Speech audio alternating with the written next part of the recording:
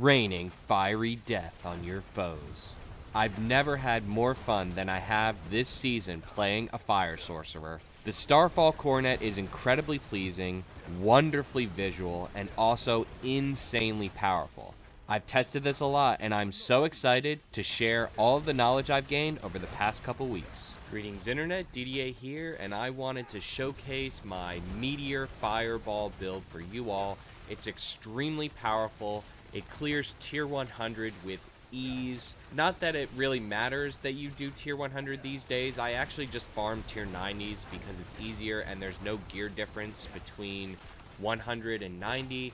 But to prepare for the gauntlet, I think it is important to make sure that you have a fully functioning tier 100 build going into the gauntlet. It also has very high boss damage.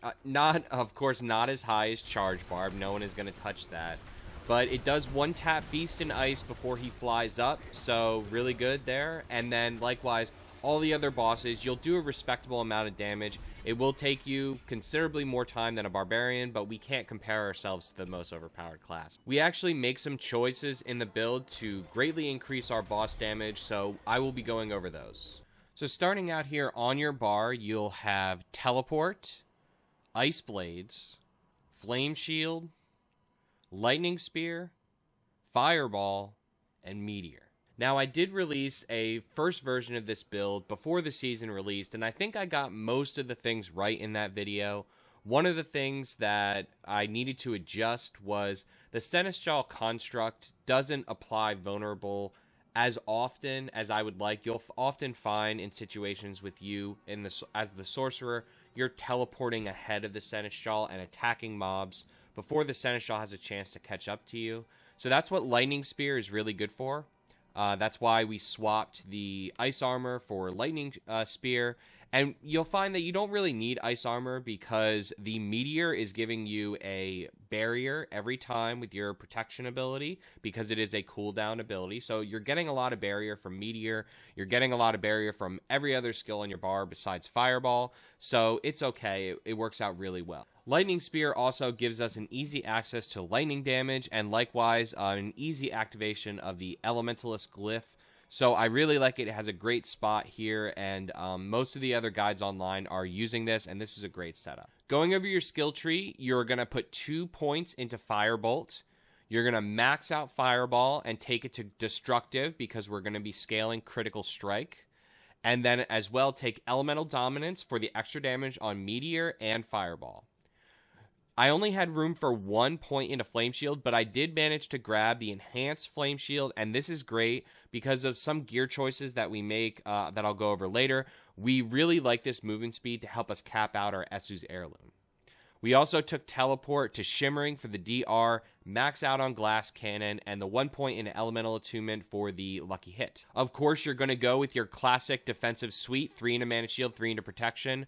Mana Shield is actually kind of interesting, and I think as we iterate this build more and kind of get to a final super end game, super late game version of the build, potentially we may want to drop this, and certainly not right now because it's easy to keep this up. You have to cast 4 fireballs in order for this to activate, and actually it's funny because I wish Esu's Heirloom didn't give mana cost reduction because then you would only need to cast 3 fireballs to activate this.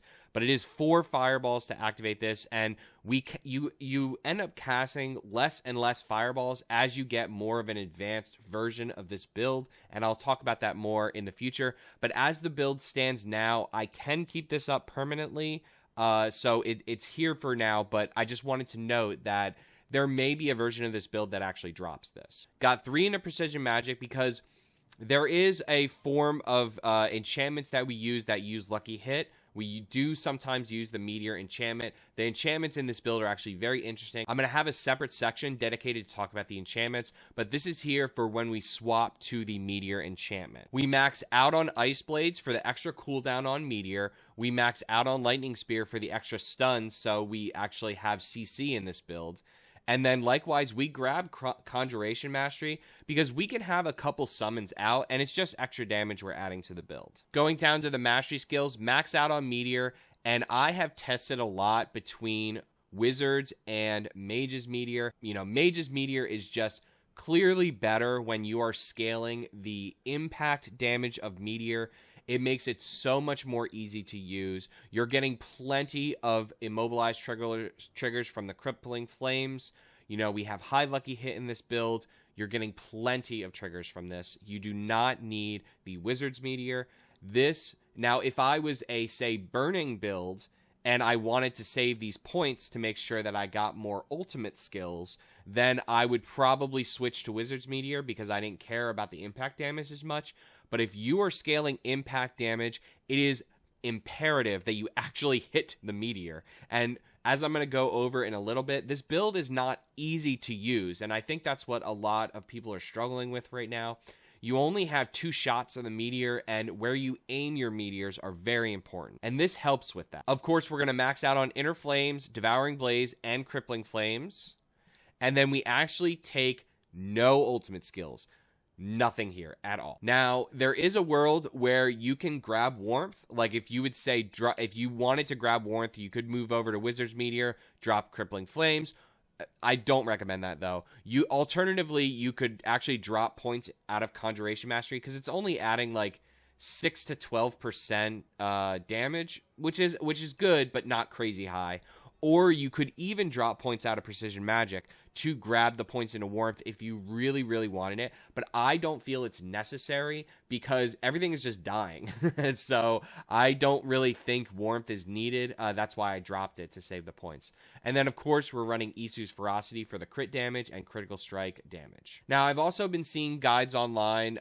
Some of them have been working in Hoarfrost and, say, adding some chill damage, doing some various things with the Seneschal and then or with gear. I personally do not recommend this, and the reason is because Hoarfrost is only really adding damage when you're mobbing, and this build highly, highly excels at killing elite packs. It is the easiest thing you're going to do, kill elite packs with this build. So easy. The thing that's hard for us is killing bosses, and this does not help against bosses. So I would not recommend adding this. You want all of your damage kind of gearing towards boss killing, and then indirectly you're going to get higher mob damage, but we're great at that anyway, so we don't need to worry about it. Now, I said the enchantment slots are interesting, and they very much are. There's actually 3 versions of enchantment slots that I've been switching between, and I see value in all 3 of them.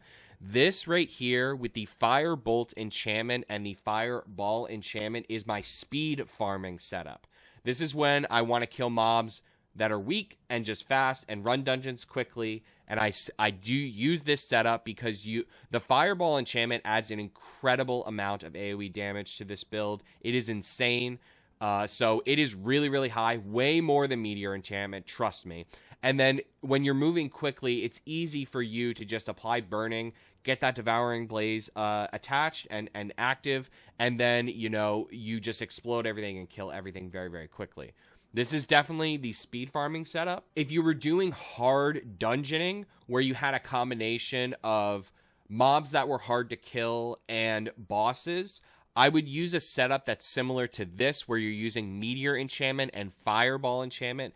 This is a little harder to use because your only form of burning then is Meteor and Meteorites. So it's a little bit more difficult to use when you can't activate burning with your Fireball. So that you have to note that there. But this is definitely your highest damage setup because you're going to be triggering the Meteors with the Fireball and the Fireball enchantment. One of the things that the Firewall Meteor builds talk about a lot is how they have this perpetual triggering. My Firewall enchantment triggers my Meteor enchantment, and then my Meteor enchantment triggers my Firewall enchantment, and it goes forever.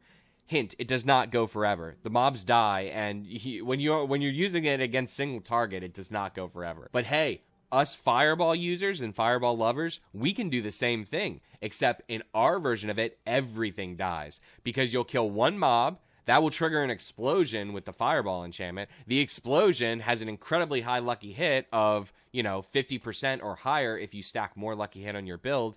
Then that explosion is going to trigger the Meteor enchantment, which is going to kill more mobs, triggering more explosions, triggering more Meteor enchantments. Trust me, we can do it too. And in our case, instead of just lighting the entire screen on fire, we just make everything die. So when we run the gauntlet, I may actually kind of gravitate towards this setup because I'm pretty sure they mentioned that we can pull the bosses to packs.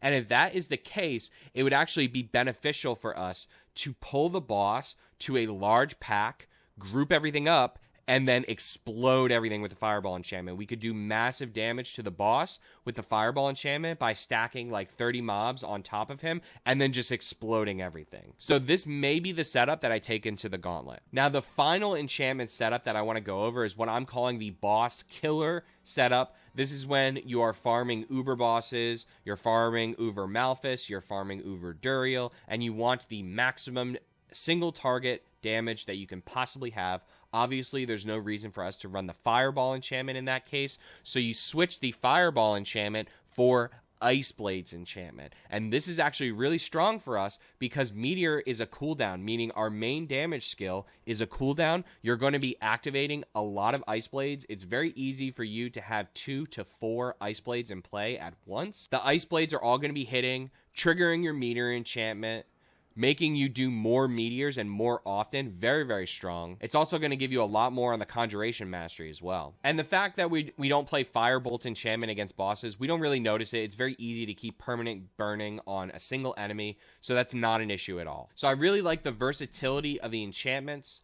Very interesting, and like I said, 3 distinct setups that I switch between them all the time. Now, going over your gear setup, I have tested so many different configurations of the gear, and I'm really excited to talk about some of the things I've learned. The first thing I want to go over is the fact that we use a 2-hander here with the 3 curses aspect. This aspect is the greatest aspect in that Fire Sorc has to offer. This is why we use a 2-hander. There's actually 3 reasons why we use a 2-hander, and I'm going to show that right now. So you can see right now Meteor's base damage is 102 to 125,000, right? So if I have a good, these are good and really solid, choices for one-handed wand and offhand here. So if I just switch these on real quick, you can see my Meteor drops down to an 80,000 to 99,000 base damage. Now this is base damage, keep that in mind. So this is what's being multiplied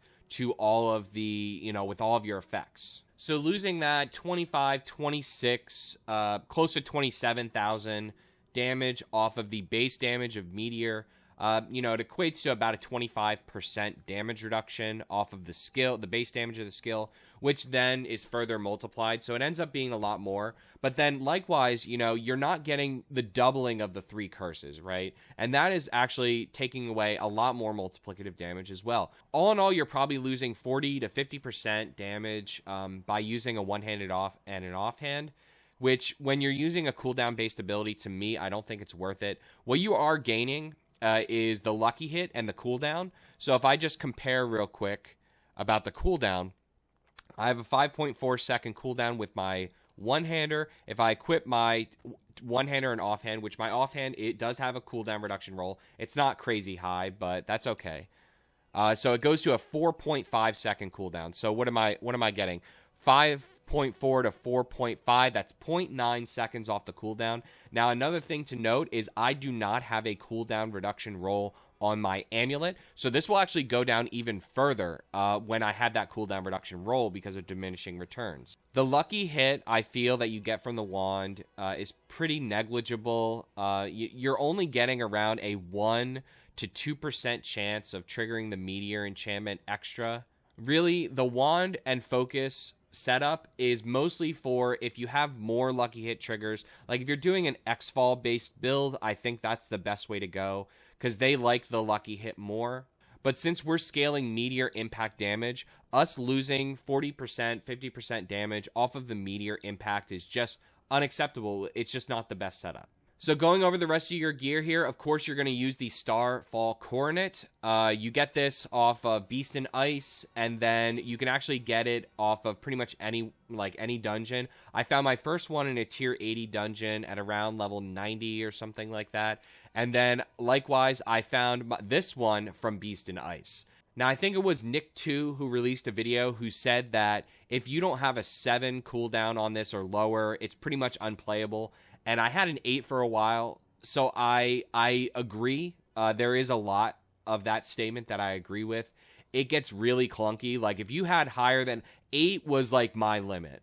If I had like a 9 or a 10-second cooldown on this thing, it would be way too long, and you pretty much just have to focus on being a fireball or firewall build then with sprinkles of meteor in. You're not really a meteor build then.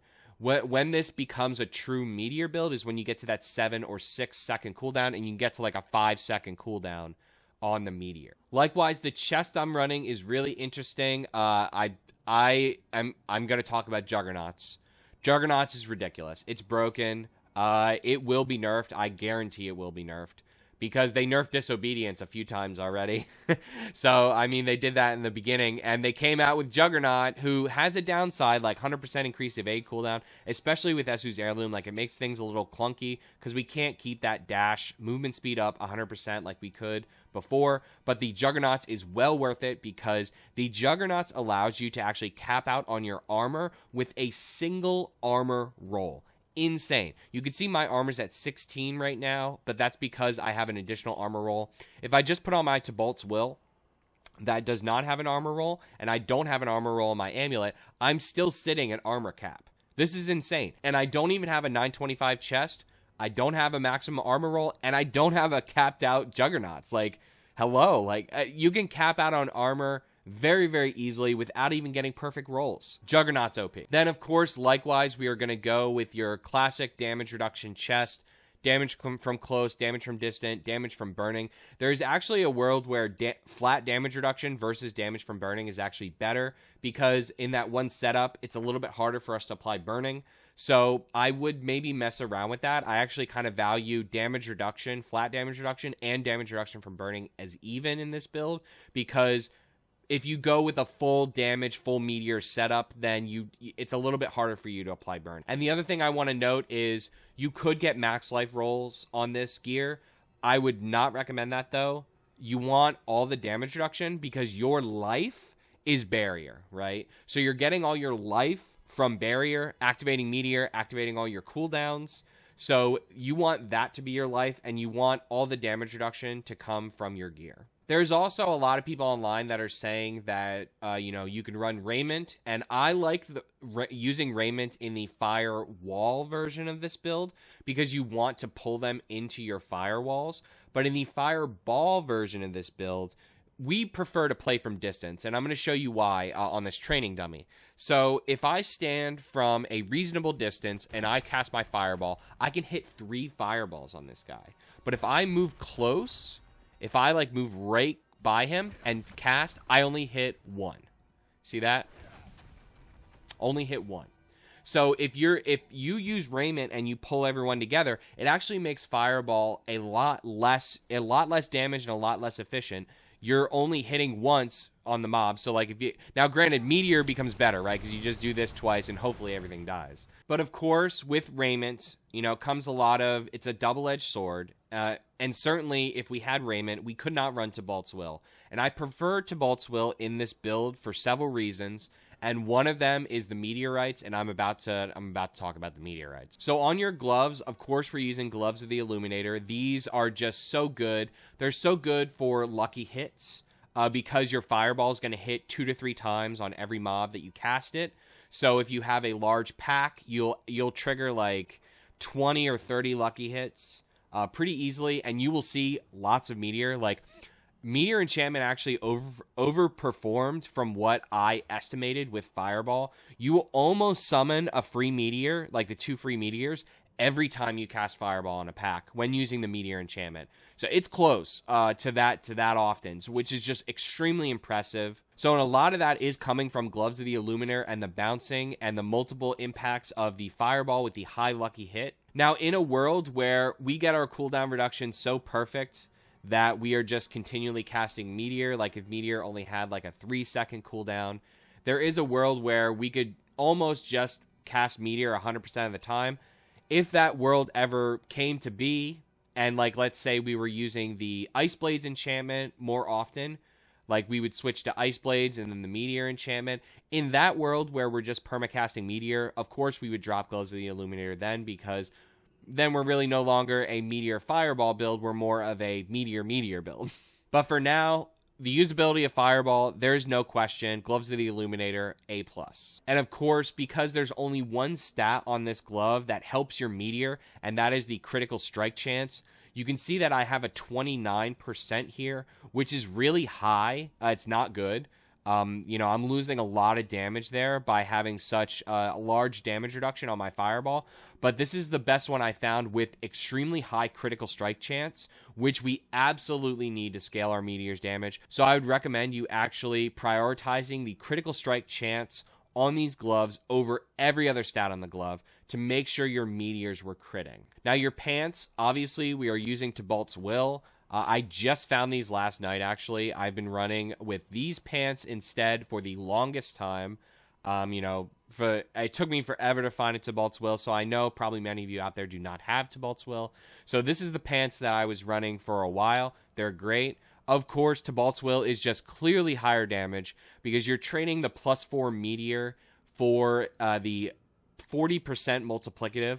And as we all know, +4 skills equates to about a 20% increase in damage. But the difference is Tibalt's Will is also applied to Fireball and also applied to Meteorites. Now, my Fireball is hitting, I would say, between 300,000 and 1.5 million right now. That's what my Fireball is hitting for. My Meteor is hitting between 500 to 600,000, and I've actually seen 5 and 6 million crits when all of my damage buffs align and everything with Meteor. So, and I'm missing a few damage multipliers still, and I'm missing perfect rolls on a lot of my gear. So I do actually, in fact, think that we are going to hit that 10 million mark that I said in the beginning of the season. And yeah, I know Barb's out there. You're only 10 million. I do 300 million with my charge. Well, I cast 4 to 6 Meteors, okay? And not all of us can get plus, 900% damage buff. Esu's Heirloom is, of course, standard. I got these early. I've never left off of them. They're a really easy drop to get, and you all should be seeing some of these. And if you don't see them, you could farm Varshan, because Varshan actually gives you Tal Rasha's, it gives you Esu's Heirloom, and Gloves of the Illuminator. So you get 3 for 1 there. So Varshan farming for this build is really good. Now that we mention it, we'll of course talk about Tal Rasha's. It's unfortunate that the Seneschal does not give us extra Tal Rasha's buffs. But hey, we'll still get 45% multiplicative damage. That's good. This ring is standard. Maximize your non-physical damage. Maximize your cooldown reduction. Maximize the aspect and call it a day. Now, the ring I'm rocking, the secondary ring, is, of course, not X-Falls. We scale a lot with Meteor's impact damage. Like, we're using 3 curses on the two-hander. So a lot of our damage buffs are specific to Meteor. So X-Falls is not really preferable in this build. So we are actually using a ring with Meteorites, and then we are going straight damage on the critical strike ring. We do not need resource generation. As long as you run the resource support with the Seneschal, and I'll go over the Seneschal in more detail in a little bit, but the resource support is going to give you enough resource, and then after you get Tibalt's Will, you can actually play around with some different things. I actually think with Tibalt's Will, you don't even need the resource support, so that's actually what I'm going to switch out with. Once I find like Evernight and Genesis, that's what I'm probably going to switch out. But the Meteorites aspect is just insane. It adds so much to your base damage for bossing, because all of the Meteorites are pretty much hitting the boss. And I've actually tested out, like I've taken off Meteorites and added Conceited. I have put Meteorites on the amulet and move Stormswell to the ring. I have added, and I've tried all these different combinations. The highest output on single target that is clear to me is absolutely Stormswell on the amulet and Meteorites on the ring. Meteorites add far more damage than Conceited does. It is not even close. So if I just show how much the Meteorites do for a second, let me try to hit. I think that was from the Meteorite there. Yeah, like 60,000, 70,000. So like, and this is with no buffs, right? And he wasn't vulnerable. So if I like apply all my buffs, apply my Tibalt's Will, hit with the Meteorites, then I think they're actually doing over 100,000. Yeah, they're doing 200,000. And you're summoning 12 Meteorites, right? So you're adding like 3 million damage to your cast of Meteor with the Meteorites. It's not close. Trust me, I tested out Conceited, and the difference was massive. So the other thing I want to talk about this ring is the potential for us to use the new Starless Skies legendary Uber drop. Obviously, I do not have that yet because I've only done like 20 Durio runs this season so far. Got my Debalts though. Got my Debalts. But I've only done a few, so I don't have it. But there is a potential for us to actually use Starless Skies in this build because it's pretty easy, right? For us to just cast 4 fireballs real quick, and obviously, like, you'll be able to do that real quick. You know, hit your Debalts, keep that buff, and then you only need to cast a fireball once every 3 seconds for you to keep the buff up permanently, and that's 40% multiplicative damage. So what we'll have to do then, if we do use that ring, is we'll have to drop Storm Swell, and that's okay because it's only a 5% difference, but it's a 5% difference with more uptime of Starless Skies. Like this, Storm Swell needs them to be vulnerable and needs you to have a barrier. So there are some times where you don't get this damage buff if like your barrier falls off, or if like your lightning spear is down and you don't have a way to apply vulnerable. So Starless Skies would be more uptime on the 40% multiplicative. So it about breaks even for me. The stats on the Starless Skies are excellent for this build. Crit strike, chance, lucky hit chance, and crit strike damage. And the core still damage, like it'll help out Fireball. It won't help out Meteor, but it's all right. And then what we can do then is actually move the Meteorites to the Amulet and get 45% on the Meteorites. You just saw that the Meteorites are doing like 200k. So yeah, that's going to be an extra 15% multiplicative on top of that Meteorite. It is going to hit for 300k. Like, we are going to be doing Meteorites for like 5 million alone.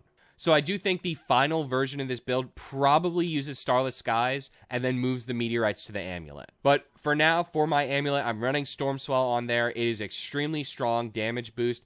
And I, of course, am going with Mastery Skills, Devouring Blaze. Movement speed is key here. And because I mentioned you want movement speed on the Amulet for 2 reasons. One, because Juggernaut is taking away a lot of our movement speed from Esu's Heirloom. So we want that movement speed to scale our crit. And the other is, I think that movement speed is going to be really important in the Gauntlet. Our ability to move around quickly and kill mobs quickly is going to be very, very important in the Gauntlet. So I think movement speed is the way to go. And then, of course, my last roll on here would be cooldown reduction if I could find one. I've searched far and wide, but I settled for plus intelligence. Plus intelligence is excellent. You're adding multiplicative damage. I'm actually going to miss the damage when I take off the plus intelligence, but the cooldown reduction is better because, you know, higher uptime on Lightning Spear to give you vulnerability, more Meteors, and then just higher uptime on everything, especially the Ice Blades. You know, it's just better. And I also did test out Shredding Blades a lot. That was something that I did, you know, like compared to Conceited, like when I was testing out all the aspects. Storm Swell is just a superior numbers. It's very easy for us to get a barrier because of Meteor. And so you don't really need the vulnerability application of the Shredding Blades aspect because you have Lightning Spear, you have Ice Blades, and you have the Seneschal that's applying vulnerable too. So it's kind of overkill. So for the Paragon board, I've actually tried out a lot of different combinations. I've tried out a lot of different glyphs. I have multiple glyphs to 21. I've tried out a lot of different setups. So this is the best one that I found. I'm really actually proud of this setup. And actually, the first thing I want to talk about with the setup is that the fact that we are capping the Juggernaut, we are capping our armor with the Juggernaut alone. You can see I'm well over armor cap, and I still can get more armor. I still can get a 925 and a perfect armor roll in here. So there's like 100 or 200 armor points that I'm missing with this setup. You can see I'm actually not running skulls because you don't need to. You don't need to run skulls. You can actually run individual resistance gems in here and remove some points and optimize your Paragon board by removing some points out of your starter board and out of other boards. So you can see in my starter board, I actually do not have any of these resistance nodes, any of this here, none of this, because you don't need it. I don't need the resistance. And certainly when you're running the Elementalist glyph, The only thing you care about is the activation, right? It's giving you the percentage bonus to the rare nodes, which is great to do for this non-physical damage, but I don't need the resistance. So I save like 5 or 6 points by removing all of this over here. So that's the first thing I wanted to note there about the gear and the board setup. And then the Enchantment Master board, of course. Now I have tested the Enchantment Master node fully. I've taken it, I put it in, taken it out, put it in, taken it out.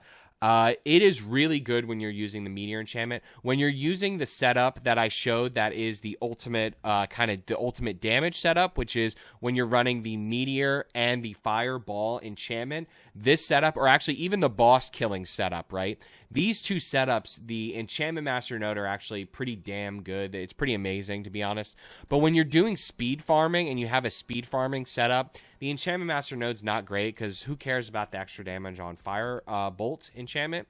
So that's just worth noting there that because of the differences in setup, and because I found that I would often use the speed farming setup a lot, because it's just massive AoE damage and you can run dungeons so quickly with it, I dropped the Enchantment Master node to add a 7th board. So we're actually rocking 7 boards and 2 legendary nodes right now.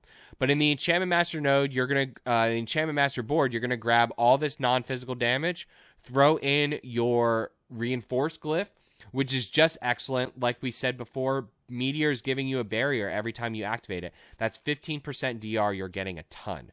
And then we have to grab this resistance moving through. It's just the best way to go through the board. And then come into your Searing Heat. Grab your Searing Heat legendary node. That's huge for you. Critical strike damage and critical strike chance.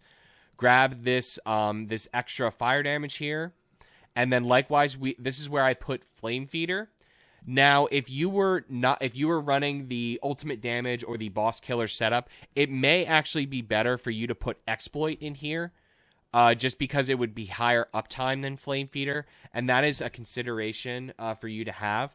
But Flame Feeder I have in here just because when I'm running Firebolt, it's great. Likewise, we're going to come down, grab this fire damage to come out of the board, and then go into your Burning Instinct board. This is where I'm throwing Tactician to boost up the damage reduction from burning and damage to burning enemies. Likewise, getting that 10% multiplicative damage. So that's great. You get a large amount of damage reduction from the Tactician. And you can see we are not grabbing the Safeguard node. Why are we not grabbing the Safeguard node? Because half of it would be useless. We don't need the armor. So if I really wanted more damage reduction, if you felt like you needed damage reduction, you are super close to this Keeper of Flames right here. Just 1, 2, 3, 4, 5 points. And I did run this for a while. I ran this node for a long time. I just recently took it out because I wanted more damage. So then for your next board is going to be Ceaseless Conduit, of course, to max out your destruction glyph to the 9s, grabbing every single possible dexterity node that we can, getting close to 200% critical strike damage. Now, then we are going to move into our Frigid Fate. And actually coming down like this is less points because we are going to grab this Lucky Hit Chance. Likewise, we are going to grab our fully capped out Frigid Fate node and come in and grab your glyph. Now, the interesting part, and what I'm going to show on the screen right now, is I don't see some people running the Adept glyph, and that is a huge mistake, and why I think a lot of people are claiming that this build has low boss damage. Because, yes, 20% area does not seem like it can add a lot to your damage. However, when the way that the Starfall Coronet works, it's going to trigger 3-4 meteors in kind of a randomized formation around the area that you use the meteor. So with the increased area, it is very easy for you to hit multiple meteors on a boss. If you do not have the increased, and elite mobs as well, it's very easy for you to hit multiple enemies with the increased area with a single cast of meteors. So you'll hit 2 or 3 and sometimes even all 4 of the meteors with the increased area. So while the increased area doesn't seem like it's like, oh, you would rather a multiplicative damage increase, this is a multiplicative damage increase. You are doubling and tripling your damage against single targets by having the increased area. If I wasn't a Meteor Impact build, if I was scaling X-Falls and if I was scaling the burning damage, I certainly would not have the Adept glyph in here, but because we are a Meteor Impact build, Adept is a premium. So then coming out into our last board is going to be our Elemental Summoner board. This board has a large amount of intelligence, 60 intelligence to put in our Enchanter glyph. This gives us 80% non-physical damage, huge to scale everything. Now, if I take it out, it is actually only adding... well, it's adding 6% multiplicative damage.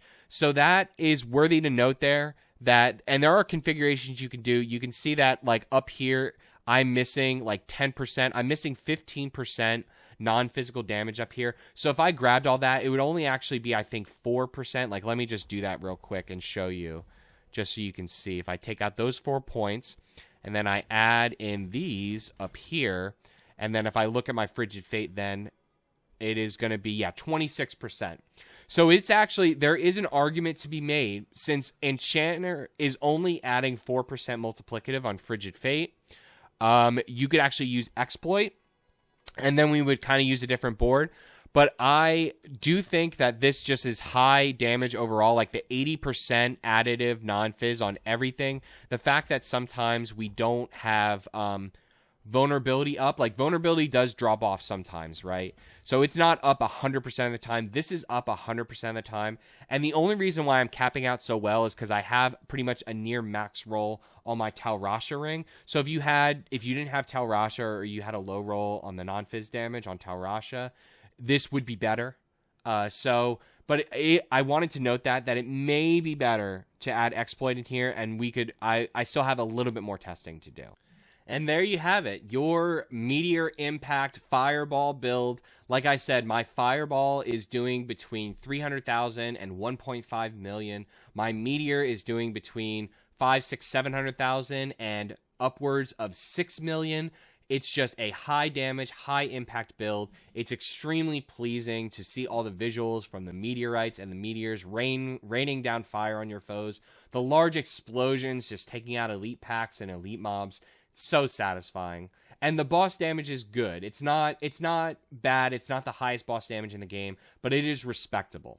We are now working on Conjuration variants, because I do believe that there is a Conjuration version of this build that may actually be higher output and may be able to keep Meteor up all the time using the Ice Blades enchantment as a permanent slot in the build. So I'm going to be testing that out, and likewise I'm going to be building a Firewall X-Falls version of the build as well. So if you like this video, please hit that like button. If you want to see those guides and have more guide videos and the best guide videos available for Diablo, please hit subscribe. And as always, turn your dial to Random Number Gaming for weekly updates on Diablo 4.